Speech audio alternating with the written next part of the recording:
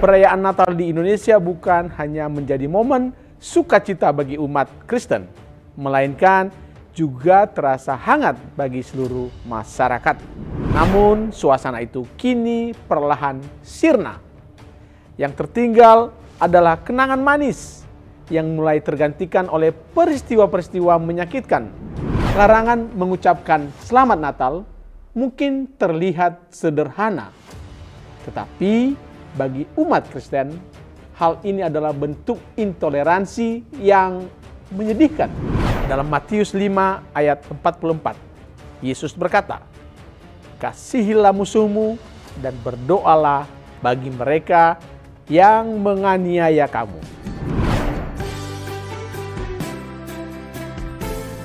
Shalom God Lovers, kita telah memasuki bulan Desember, bulan yang penuh sukacita bagi umat Kristen di seluruh dunia.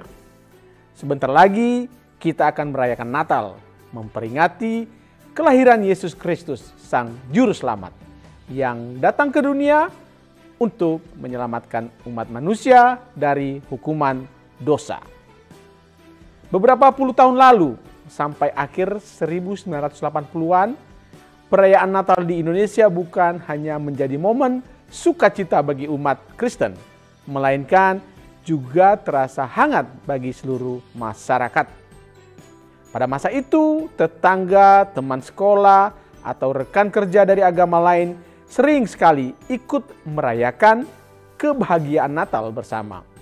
Mereka datang berkunjung, mengucapkan Selamat Natal, dan menikmati berbagai sajian khas Natal. Bahkan ada yang ikut memeriahkan malam Natal dengan menyalakan kembang api bersama. Namun suasana itu kini perlahan sirna. Yang tertinggal adalah kenangan manis yang mulai tergantikan oleh peristiwa-peristiwa menyakitkan.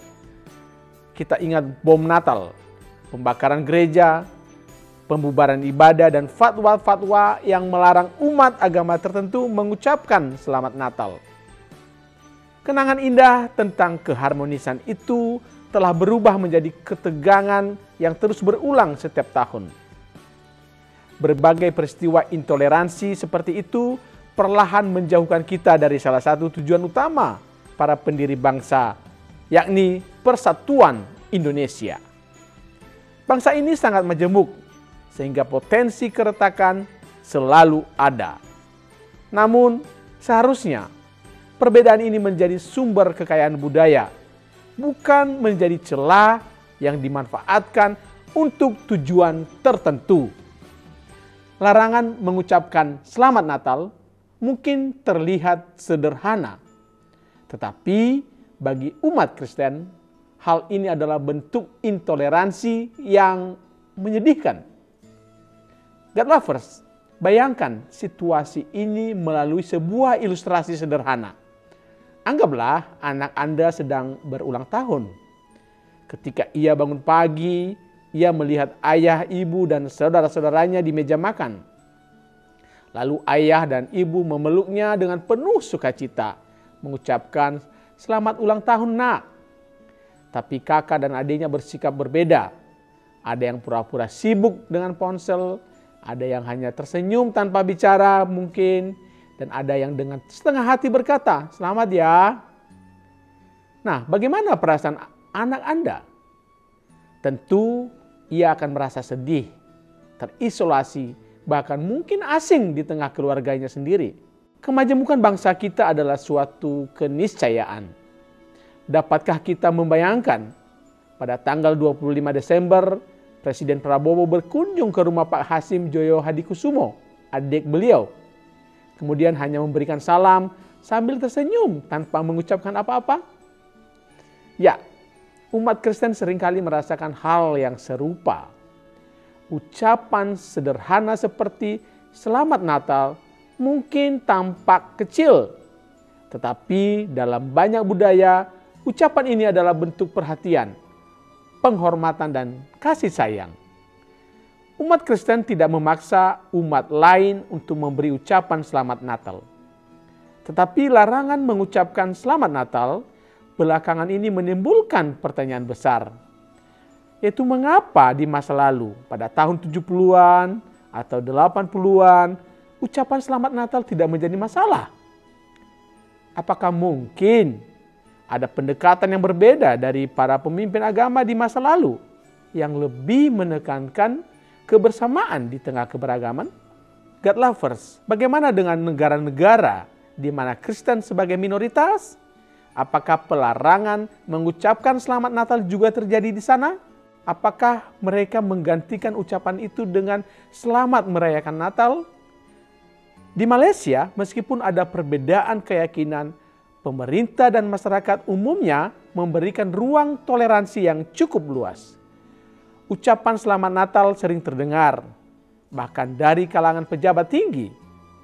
Larangan mengucapkan selamat Natal hampir tidak ditemukan di tingkat nasional, meskipun mungkin ada perbedaan pendapat di beberapa kelompok masyarakat. Di Timur Tengah, negara seperti Uni Emirat Arab menunjukkan sikap yang lebih terbuka.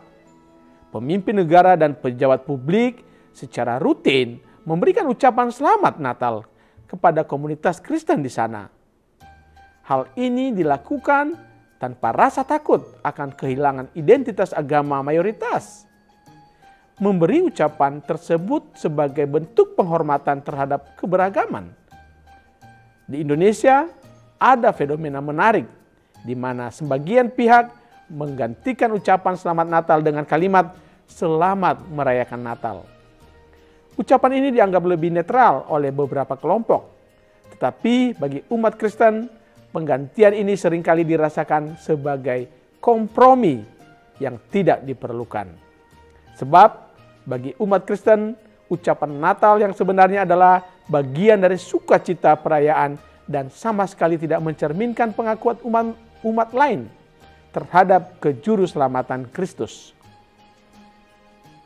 Orang Kristen percaya bahwa Yesus adalah juru selamat.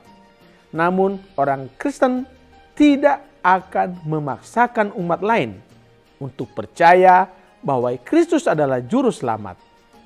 Pertanyaannya, mengapa di negara-negara mayoritas Muslim lain seperti Malaysia dan Uni Emirat Arab, ucapan selamat Natal tetap diterima secara luas tanpa harus menggantinya dengan selamat merayakan Natal?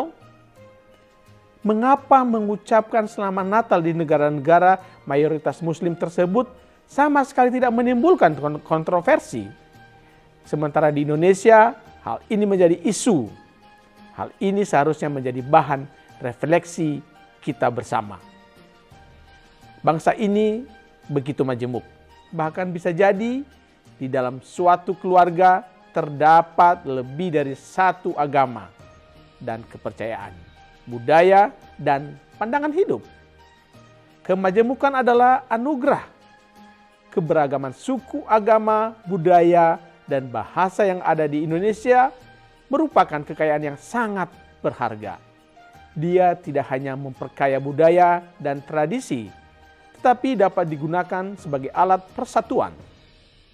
Ada satu pertanyaan yang muncul.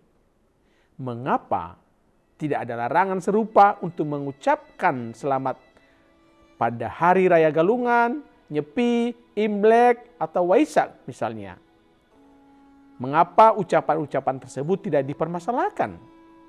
Meskipun tidak semua masyarakat Indonesia merayakannya, ini menunjukkan adanya perbedaan perlakuan terhadap perayaan yang bersifat agama dan budaya. Mari kita pikirkan bersama, apakah semangat toleransi yang sama bisa diterapkan untuk merayakan semua hari raya tanpa diskriminasi, agar Indonesia tetap menjadi negara yang saling menghormati dan menjaga persatuan. Untuk itu, baiklah kita memelihara persatuan Indonesia dengan menyikapi kemajemukan bangsa dengan cara yang positif dan konstruktif, yaitu menghargai perbedaan, membangun toleransi, meningkatkan pemahaman tentang budaya dan tradisi lain, mengurangi prasangka dan berkomunikasi dengan baik. Para pemimpin dan pemuka bangsa diharapkan berperan penting untuk mengajarkan kemajemukan bangsa melalui pesan damai dan persatuan. God lovers, bagaimanapun juga kita umat Kristen diajarkan untuk tetap mengasihi siapapun, termasuk mereka yang berbeda pendapat atau sikap atau bahkan bersikap intoleran. Ingat, Yesus Kristus telah memberikan teladan kasih yang tanpa batas. Dalam Matius 5 ayat 44, Yesus berkata, "Kasihilah musuhmu dan berdoalah bagi mereka yang menganiaya kamu." Karena itu umat Kristen di Indonesia harus terus mendukung persatuan dan kesatuan bangsa. Jauh lebih penting menjaga harmoni dan toleransi antar umat beragama daripada meratapi perasaan sedih, terisolasi, atau merasa asing. Seperti pesan dalam Galatia 6 ayat 9. Janganlah kita jemu-jemu berbuat baik, karena pada waktu yang tepat kita akan menuai jika kita tidak menyerah. God lovers, Natal adalah waktu kita untuk merenungkan kasih Tuhan dan membawa damai bagi dunia. Diaspora TV mengajak umat Kristen untuk tetap menjadi terang dan garam bagi masyarakat. Mengasihi semua orang tanpa terkecuali dan terus mendoakan bangsa ini. Bagi seluruh bangsa Indonesia, mari kita jadikan perbedaan sebagai kekuatan untuk membangun persatuan. Selamat Natal bagi umat Kristen dan selamat menjalani bulan penuh kedamaian bagi seluruh masyarakat Indonesia, serta selamat menggapai persatuan Indonesia. Sampai jumpa di episode Diaspora Voice berikutnya. Tetap kritis, tetap peduli, dan terus andalkan Tuhan. Salam.